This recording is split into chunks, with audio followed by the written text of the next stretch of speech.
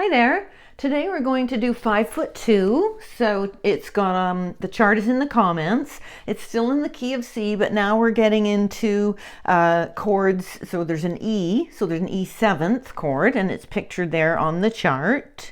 And an A7. I don't think we've played A7 yet. So you're still in the key of C. So C, D, E would be the third with the 7th, and then F, G, A would be a 6th. It's has a 7th in it, which gets a bit confusing when you start using all these numbers. But let's have a look at the chart, and then we'll go through our normal stuff.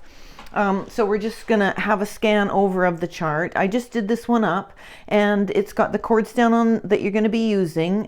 It's got, if you see, the first verse, second verse, and then we go to the bridge, right? And that's a part of a song that sort of like a regular bridge connects two parts together, but sort of slightly, it fits in, but it's slightly different. So it goes to the E7 chord, and we're going to walk through these chords as they arise in the song. You'll see in the bridge, you've got a G7 with two lines. That's where they just want you to strike the G7. And then you're going to say there was a bet your life. We might even quiet those at that point. Bet your life it isn't her. And then you carry on with verse 3. You see there's a number 1. So that in music notation would be called the first ending. And then you'll see two dots and a line. That's the music notation symbol for repeat. Now in music notation you would have another one that would be facing it if you were going to only do a chunk. But when you only see one repeat and no other repeat sign facing it, that means you're just going to return to the top, and then you're going to continue down to where you were. So you're on that third verse and the words could she coo, but you take that number to the second ending, and you follow your eyes follow along the number 2. Has anybody seen my gal? And then you've got 4 slashes above the A7. That's where we're going to make a timing change. We're going to really slow down where it says ending much slower. Now I want you to look at the ending for a moment and just notice you go from D7, D7, G7, D7, G7 3 times. So I chose this song to introduce sevenths. It's a fun song, but it also gives you, of course, a lot of good workout in changing those chords to each other and back and forth. So speaking of that, let's figure out what those chords are and how to get to them. So we've got our C chord on, and then we have to go up to an E7. So the way I would do that is I would take my most bossy finger, the one that likes to do everything, and I would place it up there where it's supposed to go on the 4th string, 1st fret with my first finger. Then I would follow with the other two that drop down to the 3rd string and the 1st string, both in the 2nd fret. So again, I would do this with my C, then I would put that one down and then transfer those other two fingers over it. Then we go to an A7. So I'm going to lift this index finger again and drop it there and then release those two. And you wouldn't be able to see this if I was playing the song because the movement is quite quick in that case. Then I'm going to go to a D7 after that. So how am I going to get there? Well, I would probably do this second finger, 3rd string there in the 2nd fret. Then I would move this one here. And now I need to go to a G7, so again I would put that one there and put those two behind it. Then I have to slide to a C, and then again I'm planning in advance in my head. I'm thinking of the chord that's coming up, so I'm putting the G7 here. Now when you get a chart, look for patterns, because that relieves some of the anxiety that you might feel. The first verse, the second verse, and if I had more room and it didn't try and force it to go onto another page, I would have put the words. But it's just 5'2", the first verse. You see the chords are the same when you go to the second verse. And then you've got a bridge, slightly different arrangement of the chords, but still the same chords that we were using before. Except for, I think, yeah, they're still all in there. And then the third verse, you've got the same chords. C, it goes to the E7, A7. And then the first ending has that tag of the verse chords. Then you go up, but you have to differentiate what the second ending does, which is transition to that A7 and then put us into the ending, which is a slightly variation on that back and forth. So getting from in the ending when you're going D7, and then I would do that transition, and then I would come back up, drop down, and then index. So you might want to just do that back and forth without even strumming. And remember, you can just do one strum per chord. You don't have to do quarter note strums if you're trying to get to those and memorize and say the name of the chord, D7 and G7. I'm just going over the ending, so D7 and G7 and D7 and, right? And just do that over and over again. You could be watching something on TV or whatever on your laptop and just practice making those movements, saying the name of the chord, getting that wood shedding kind of thing done. Okay, so let's do our review of the holding, making sure that we're sitting up, we're upright, we're feeling relaxed. We've got the instrument across here, forearm pulls in across the saddle here, not this, not trying to hold it across. Grasp it around the neck just so that you can configure this hand. And again, we're going to be not too far out here. Sometimes it'll get away on you like that. So make sure that it's pulled back so that you can see it. You can tip up from the bottom. Left hand is thumb, the flesh of the thumb against the neck there. And then you're going to extend, nice stretch in your hand, the full octopus as I like to call it. You've got that all going on, and then you're going to curl around and you're going to place your fingers in those different chord shapes, developing good hand strength by doing so without this resting, which doesn't give you that strength that you're going to want to keep building to do bar chords and just be able to have more control when you're making your chord transitions. Okay, so we're going to just rest this here, come back, we're pulling that in, we're going to do a little bit of this. And we're really getting our mind into the idea of, you know, it's going to be a fun thing. We're going to be doing this for however long we're going to practice in our session. Okay, so now we're going to just strum through. Let's do C to E7 and then A7, and then we'll do a quick vocal warm-up. So again, you only have to do one strum per bar. So we're going to do C. Then I'm going to climb up to E7 and change. 2, 3. Now A7, drop down.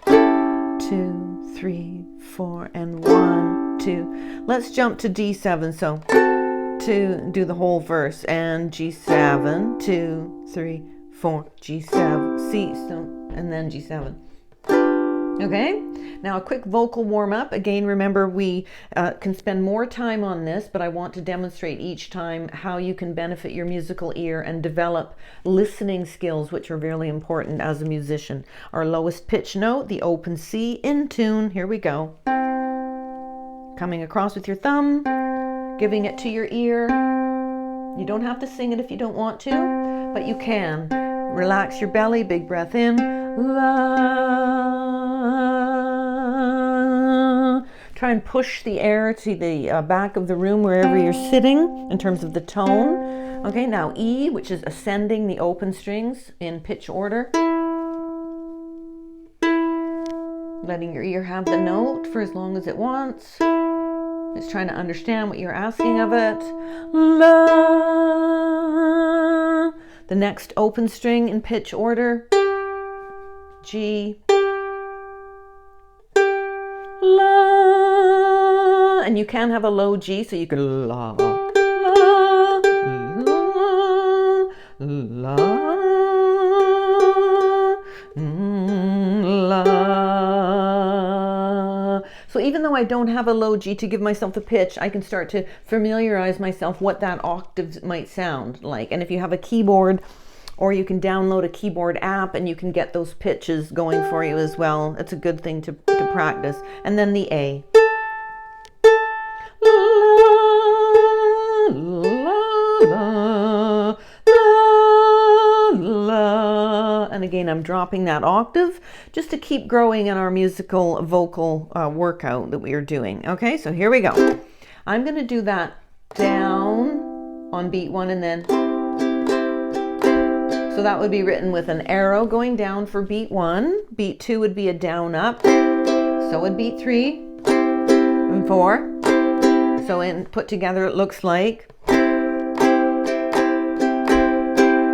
But you can just do 5 foot 2, eyes of blue.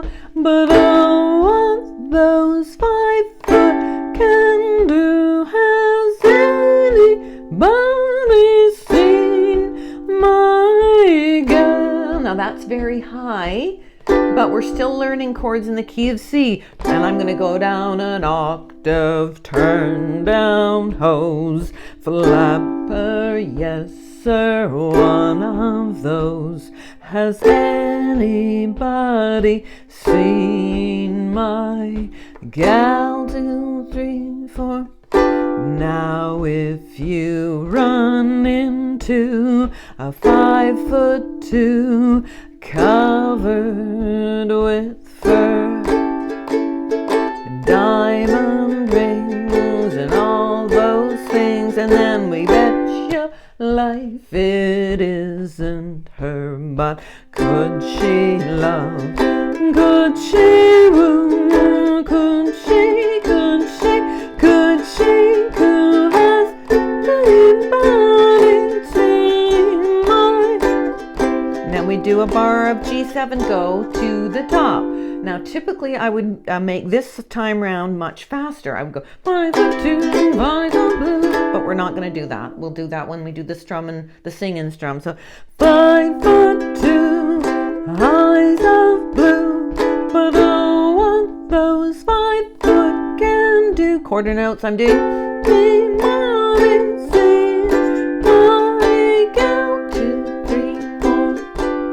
I'm jumping the octave, turned up nose, turned down hose, flapper, yes sir, A7 and D7 and G7 and C and G's. Now if you run into 5'2", covered in fur, and diamond rings and all those things, bet your life it isn't her. But could she love? Could she woo? Could she? Could she? Could she? Could. Now go to the second ending. Has anybody seen my gal? Now we're going to slow down very dramatically. Here's your back and forth. So has anybody seen my? Anybody seen my? Anybody seen my gal? 2, 3, 4.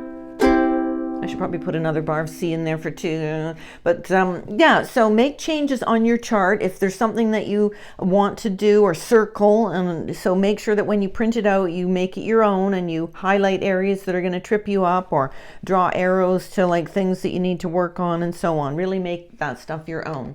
Okay, so any questions or comments, let me know. This is all about sevenths in this song mainly. So you have a D chord, and you'll see that it's made like this, and a regular D is like this with these 3 here pressed, but you're actually letting one go. And if you figured out, that would be the 7th note from D. It's actually a minor 7th. By letting that note go and not be in the D chord, you've added the 7th. Okay, so we're not going to go on too much about that. I just keep adding knowledge, so hopefully if you listen to the instruction from the beginning, you'll start to build on your knowledge about what is going on and why they use all these different terms. It all makes sense, but sometimes it's just a little bit confusing to understand. So yeah, again, hope that helped you. Enjoy that song, and we'll do